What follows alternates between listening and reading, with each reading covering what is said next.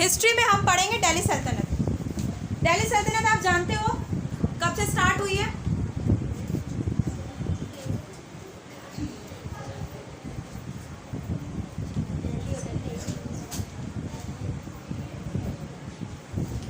दिल्ली सल्तनत स्टार्ट हुई बेटा 1206 से लेके आपका 1526 तक से, इसका जो टाइम है, ठीक है, 1206 से लेके 1526 तक। एक चीज याद रखना, इंडिया में वो ऐसा कौन सा मुसलमान था जिसने पहली बार कदम रखा इंडिया में? मोहम्मद बिन कासिम। कब? 712 में। कब रखा? 712। मोहम्मद बिन कासिम। ठीक, इसने कहाँ पे अटैक किया था?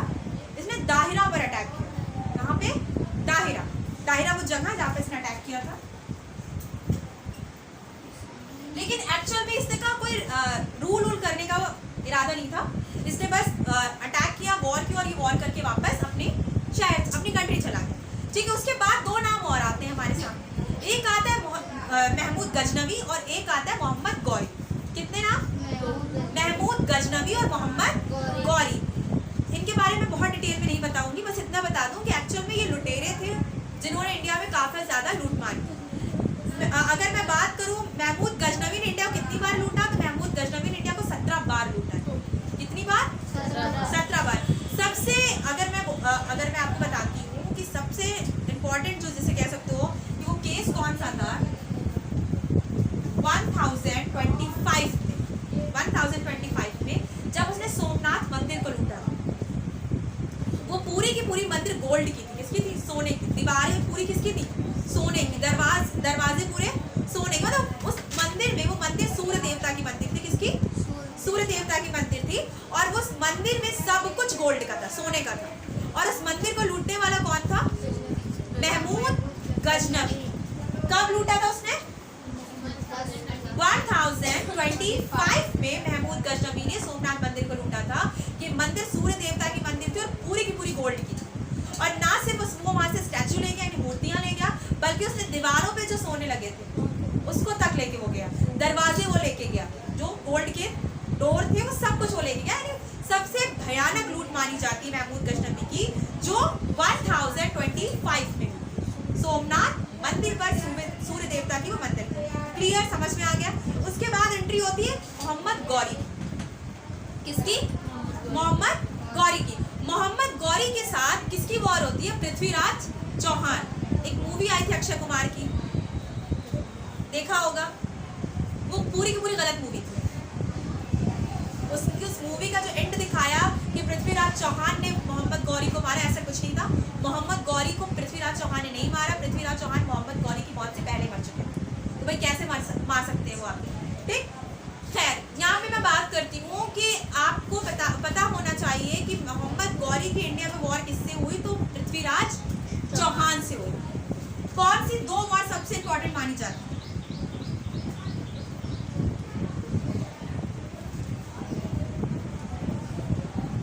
मोहम्मद गौरी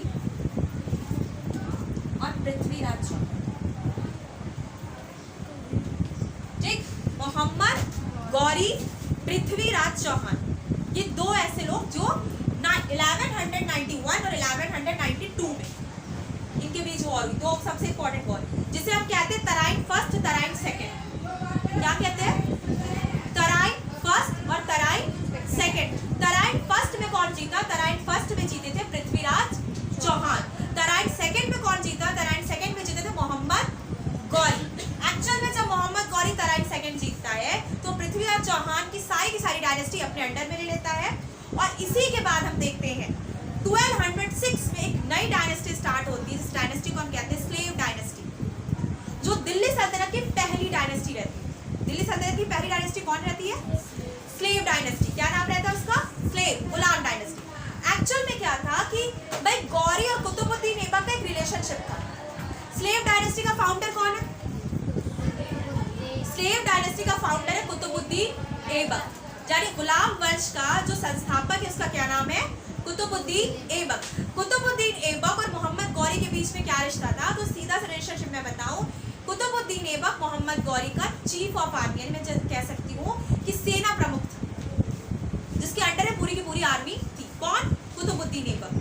किसका सेना प्रमुख था? मोहम्मद गौरी का। फर्स्ट थिंग तो ये हो गई। सेकंड, वो उसका गुलाम था। गुलाम को मतलब समझ रहे हो ना, जैसे लोग उस जमाने में खरीद लेते थे, अपने पास रखते थे, आर्मी में उन्होंने लगा दिया, किसी काम में लगा दिया, तो उसे कहते थे गुलाम है भाई, इसने बचपन से खरीदा और उसका पालन पोषण किया, यानी इसको सरवाइव कर रहा है। ठीक है, तो ये पॉइंट समझ में आ गया कि क्या था, गुलाम भी था और साथ ही साथ उसका चीफ ऑफ आर्मी भी था। तो जब 1206 में बात करती हूँ, कुतुबुद्दीन ऐबक क्या करता है, मोहम्मद गौरी की डेथ हो जाती है, कुतुबुद्दीन ऐबक क्या करता है, एक नई डायनेस्टी बनाता है। तो उस डायनेस्टी का नाम वो क्या रखता है? स्लेव डायनेस्टी, गुलाम वंश। तो यहाँ से स्टार्ट होती है दिल्ली सल्तनत। यहाँ से क्या स्टार्ट होती है? दिल्ली सल्तनत। और पहली डायनेस्टी 1206 में, 1206 में कौन सी डायनेस्टी आती है आपकी? गुलाम या स्लेव, जो भी कहो। ठीक है, ये पहली डायनेस्टी। दिल्ली सल्तनत में टोटल कितनी डायनेस्टी रहती है? 5। 1 2 3 4 5। पहली डायनेस्टी गुलाम, दूसरी डायनेस्टी 1320 में आती है आपकी, एक सेकंड, नहीं 1290, खिलजी। सेकेंड डायनेस्टी कौन सी रहती है? खिलजी, 1290। थर्ड आती है आपकी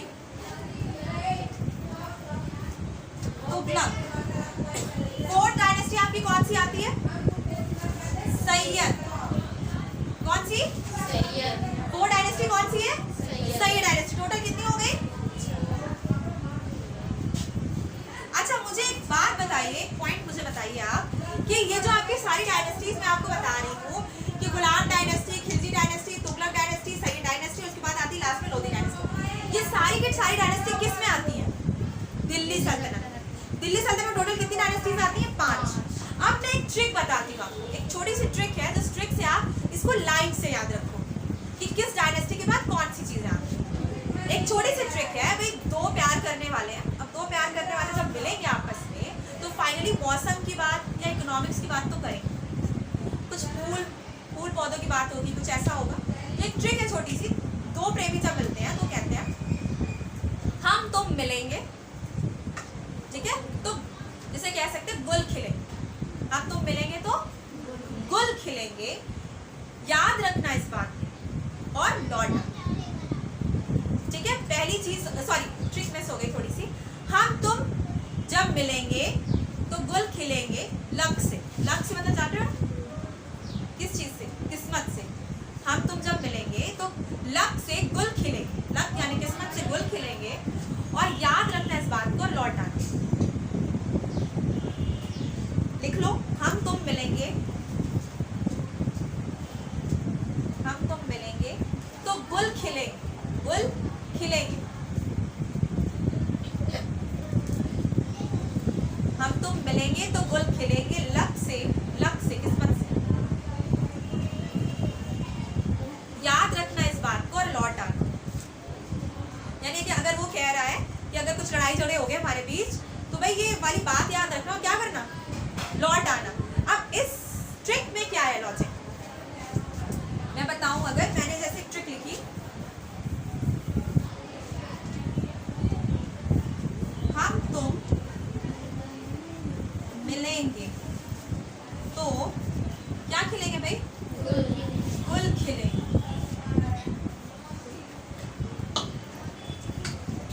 लक से, याद रखना इस बात को, और लौट आना। 2 लाइनें बस। अब इसमें डायनेस्टीज कहाँ है?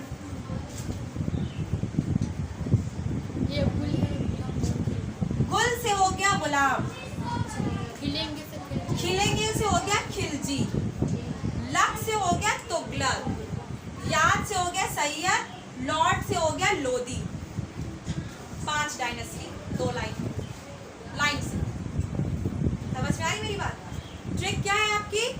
हम तुम मिलेंगे तो गुल खिलेंगे लक से, याद रखना इस बात को और लौट आना, ठीक है। यानी हम तुम मिलेंगे गुल, गुल से हो गया गुलाम वंश, खिलेंगे से हो गया खिलजी वंश, लक से हो गया तुगलक वंश, याद रखना सैयद वंश, लौट आना लोधी वंश। क्लियर? पांचों की पांचों डायनेस्टी आपकी एक ट्रिक में क्लियर हो। बहुत सिंपल सी ट्रिक है। हम तुम मिलेंगे तो गुल खिलेंगे, लक से, याद रखना इस बात को, लौट आना, यानी पहली डायनेस्टी हो गई गुल से गुलाम, खिलेंगे से खिलजी, तीसरी लक से तुगलक, चौथी याद से सैयद और पांचवी लॉर्ड से लोग। अब यहाँ पे मैं एक एक डायनेस्टी के बारे में एक्सप्लेन करती चलूँ। अगर कुतुबुद्दीन ऐबक जो कि फाउंडर माना जाता है किसका, स्लेव डायनेस्टी का, गुलाम वंश का, इसे और किस नाम से जाना जाता है? कुतुबुद्दीन ऐबक को लाख बख्श भी कहा जाता है। क्या कहा जाता था? लाख बख्श। लाख बख्श क्यों कहा जाता था? क्योंकि ये बहुत ज्यादा सखी था। उर्दू में वर्ड जानते हो ना, मतलब बहुत ज्यादा दान करता था लोगों को, बहुत ज्यादा, मतलब कोई भी प्रॉब्लम अगर होती थी लोग इससे पैसे मांगते थे, ये बहुत आराम से उनकी हेल्प कर देता था। इसे लाख बख्श कहा जाता था, यानी लाखों का दान देने वाला इंसान, मतलब एक एक बार में लाखों रुपए लौटा देता था। क्या कहते थे इसको? लाख बख्श। लाख बख्श, लाख बख्श यानी लाखों का दान देने वाला इंसान, लाख बख्श कहते थे। पहली चीज, इसकी मौत कैसे होती है? चौगान खेलते हुए। चौगान अगर मैं बात करूं, जो अगर आप लोगों ने देखा होगा, लोग घोड़े पे बैठ के पोलो खेलते हैं झुक के, वो काफी डेंजरस होता है क्योंकि सामने से घोड़ा आ रहा है और आप भी दौड़ा रहे हो, अगर मान लो टक्कर हो जाता है तो बहुत खतरनाक चोट भी लग सकती है और इंसान की मौत तक हो सकती है। और इसी में कुतुबुद्दीन ऐबक की मौत होती है। कुतुबुद्दीन ऐबक की मौत कैसे होती है? चौगान, एक गेम होता है, चौगान खेलते वक्त उसकी मौत हो जाती है। कुतुबुद्दीन ऐबक के बाद गद्दी पर बैठता है, कुतुबुद्दीन ऐबक के बाद गद्दी पर बैठता है आराम, सिर्फ और सिर्फ 8 महीने। कितने महीने? अगर मैं बात करूं 1210 में कुतुबुद्दीन ऐबक की मौत हो गई, ठीक। 1210 में किसकी मौत हो गई? कुतुबुद्दीन ऐबक की। 8 महीने के लिए आराम शाह बैठा, फिर 8 महीने के बाद 12 से 11 में बैठ जाता है फिर से मैं कह रही हूँ इल्तुतमिश। अब इल्तुतमिश कौन है? बहुत इंपॉर्टेंट है। दिल्ली सल्तनत में 4 ही सबसे इंपॉर्टेंट रूलर है। एक तो फाउंडर कुतुबुद्दीन ऐबक, नाम लिख लो, सबसे इंपॉर्टेंट रूलर्स। पहला फाउंडर कौन है? कुतुबुद्दीन ऐबक, ठीक है। फिर दूसरा सबसे इंपॉर्टेंट नाम आता है इल्तुतमिश, तीसरा सबसे इंपॉर्टेंट नाम आता है रजिया सुल्तान, चौथा सबसे इंपॉर्टेंट नाम आता है बलबन, ये गयासुद्दीन बलबन, ठीक है। ये 4 सबसे इंपॉर्टेंट नाम है। किसमें? मैं बता रही हूँ, दिल्ली सल्तनत में स्लेव डायनेस्टी, स्लेव डायनेस्टी में 4 सबसे इंपॉर्टेंट नाम। पहला कुतुबुद्दीन ऐबक, दूसरा नाम है इल्तुतमिश, तीसरा रजिया सुल्तान और चौथा है गयासुद्दीन बलबन। क्या नाम है चौथा? गयासुद्दीन बलबन। ये 4 सबसे इंपॉर्टेंट नाम है। वैसे तो बहुत से रूलर्स आए हैं, रुकुद्दीन आए, आराम शाह आए, नसीरुद्दीन आए, लेकिन सबसे इंपॉर्टेंट ये 4 माने जाते हैं। अब मैं इस पे बात कर रही हूँ इल्तुतमिश की। किसकी बात कर रही हूँ? इल्तुतमिश की। इल्तुतमिश बैठता है 1211 और कब तक बैठता है? 1211 से 1236 तक बैठता है।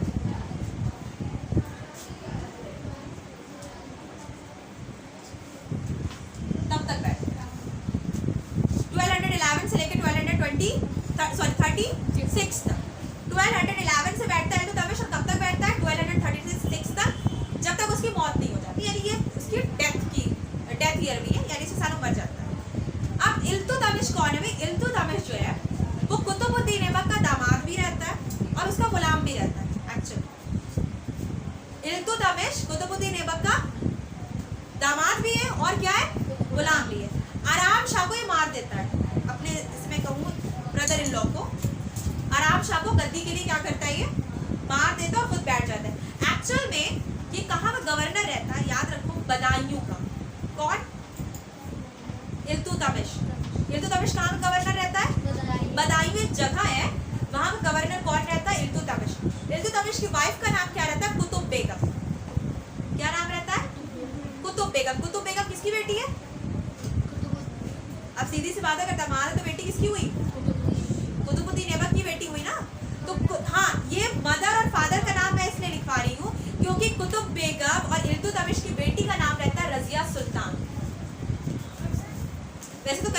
करता है इल्तुतमिश, लेकिन आगे आने वाली जनरेशन में अगर मैं पढ़ाती हूँ आपको रजिया सुल्तान, तो उसमें सबसे इंपॉर्टेंट है कुतुब बेगम और इल्तुतमिश की बेटी कौन रहती है, रजिया सुल्तान, जो इंडिया की पहली महिला शासिका, या मैं अगर बात करूँ फर्स्ट विमेन रूलर बनी इंडिया की, क्या नाम रहता है उसका, रजिया सुल्तान।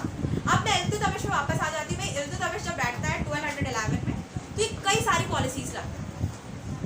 इसमें सबसे इंपॉर्टेंट पॉलिसी रहती है इक्ता पॉलिसी। इक्ता इक्ता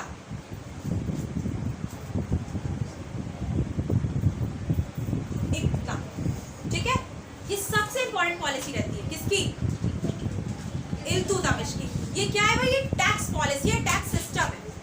जैसे मैं अगर बात करूं कि हमें जब टैक्स लेना है तो टैक्स ऑफिसर्स होते हैं जो टैक्स वसूलते हैं, तो जो इक्ता वसूलते थे उसे कहते थे इक्तादार। उसे क्या कहते थे, इक्तादार, लिख लो, उसे क्या कहते थे, इक्तादार, जो इक्ता वसूलते थे। इक्ता गांव का अलग होता था, शहरों का अलग होता था, क्योंकि जैसे अगर मैं बात करूं कि जो हाउस टैक्स है वो गाँव में नहीं लगता, हाउस टैक्स कहाँ लगता है, शहरों में लगता है, ठीक। तो उसी तरह से जो गांव का एरिया था यानी ग्रामीण एरिया था, वहां पे इक्ता कम लगता था, शहरों में इक्ता ज्यादा लगता था। क्लियर, ये चीज याद रखना। कुतुब मीनार को जिसे कह सकते हो नींव किसने रखी थी, कुतुबुद्दीन ऐबक ने, लेकिन उसके बीच में क्या हो जाती है, डेथ हो जाती है, मौत हो जाती है, तो इल्तुतमिश कुतुब मीनार का काम कंप्लीट करवाता है। ये चीज याद रखना, अगर क्वेश्चन बनता है कि कुतुब मीनार को कंप्लीट करवाने वाला कौन था, इसका निर्माण जो था उसको कंप्लीट करवाने वाला कौन था, तो वो था इल्तुतमिश। लेकिन नींव किसने रखी थी, कुतुबुद्दीन ऐबक ने। ये चीज याद रखना अपने दिमाग में। इल्तुतमिश ने कुतुब मीनार को कंप्लीट करवाया था, क्योंकि बीच में ही कुतुबुद्दीन ऐबक की डेथ हो जाती है। अब मैं बात करती हूँ भाई, इक्ता स्टार्ट करता है कई सारी पॉलिसीज लेके आकर, काफी कुछ चेंजेस भी करता है। अब मैं आगे बढ़ती हूँ और नाम एक आता है भाई इसके साथ, जब 1236 में मरने वाला रहता है, मैं जैसे कहूँ कि इसको लगता है कि अब इसकी मौत क्या है, बहुत करीब है, बीमार होता है, तो ये अपनी विल बनाता है, वसीयत, सुना है, वसीयत बनती है ना लोगों की, वसीयत बनाता है जिसमें ये कहता है कि मेरे बाद गद्दी पे कौन बैठेगी, मेरी बेटी रजिया, क्योंकि उसके जितने भी बेटे रहते हैं वो उसके काबिल नहीं रहते, सब निकम्मे रहते हैं, तो वो तय करता है कि मेरे बाद गद्दी पर कौन बैठेगी, रजिया बैठेगी। लेकिन लास्ट में कुछ ऐसा प्रेशर हो जाता है उसके ऊपर, जिसके बाद वो कहता है जो तुर्काने चहलगानी चाहेंगी वही गद्दी पर बैठेगी। अब तुर्काने चहलगानी कौन है भाई, तुर्काने चहलगानी 40 तुर्क गुलामों का एक ऑर्गेनाइजेशन है, एक संगठन है। तुर्काने चहलगानी क्या है, तुर्काने चहलगानी जो है वो 40 तुर्क सरदारों, कौन से सरदार, तुर्क। एक्चुअल में ये कहाँ का रहने वाला था, इल्तुतमिश तुर्क का रहने वाला था, तुर्की था। तो 40 तुर्क गुलाम जो थे ना, उसके जो सरदार थे, उनकी एक ऑर्गेनाइजेशन थी और उसका नाम था तुर्काने चहलगानी। यानी मैं बात करूं आजकल जैसे कैबिनेट मिनिस्ट्री होती है, हर डिपार्टमेंट का एक एक मिनिस्टर होता है, उसी तरह तुर्काने चहलगानी